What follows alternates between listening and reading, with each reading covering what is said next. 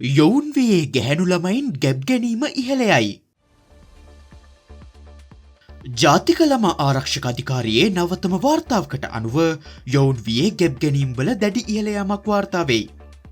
2024 වසරේදී යොවුන් වියේ ගැබ් ගැනීම් 53ක් වාර්තා වූ අතර 2025 වසරේදී එම සංඛ්‍යාව 79ක් දක්වා ඉහළ ගොස් තිබේ.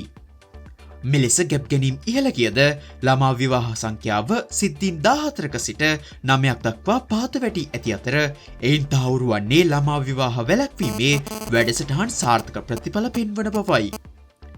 අන්තර්ජාලය ඔස්සේ ළමුන්ට එල්ලවන තර්ජන පිළිබඳවද මෙම වාර්තාව අනතුරුවක වන අතර පසුගිය වසරේදී ළමුන් 150 දෙනෙකුට ඔවුන්ගේ පෞද්ගලික ඡායාරූප ප්‍රසිද්ධ කරන බවට තර්ජන එල්ල වී තිබේ. මෙම දත්තමකින් ඩිජිටල් අවකාශය තරුණ පරපුරට වඩාත් අවදානම් සහගත වෙමින් පවතින බව පෙන්නුම් කරන බව විශේෂඥයෝ පවසති.